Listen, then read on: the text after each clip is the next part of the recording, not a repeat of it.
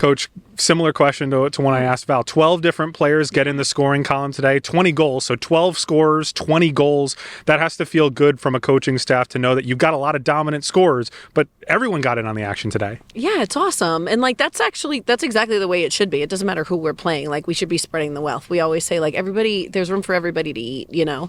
But when you have those, I mean, everybody works exactly the same every day. So when you're able to give those kids the opportunity, you're like so grateful for those opportunities. And then when they actually like flip the coin and make it work for them and they make the plays, you're just so happy for them because they totally deserve it. They work just as hard as every other kid gets to play all the minutes.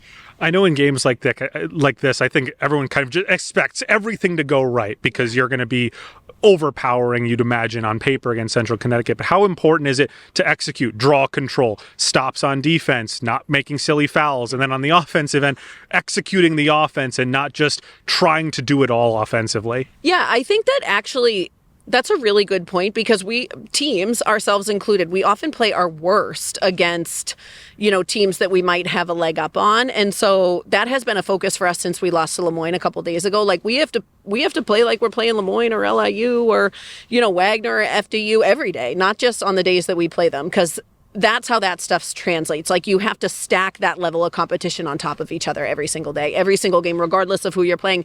And Val's right. Like our scouts don't look any different. It doesn't matter who we're playing, it's like the same amount of energy and effort and like attention to detail, like goes with every single opponent that we have. And just the way the schedule plays out, you get back from California, you go right to Syracuse, you're home for a little bit, but now 3 straight road games starting with Mercyhurst. That's not an easy, it's a long trip out to Erie. So what's the mentality as you get into this next stretch here where, again, the games don't necessarily happen every 72 hours, but they're road games and a long stretch away from home? No, we're just reminding the girls, you have to be focused. Like, we're not on vacation. Like, you don't get to eat gummy bears all day. Like, unfortunately, we're forced to sit for 10 hours in a bus. So what are you going to do that morning? What are you going to do that night?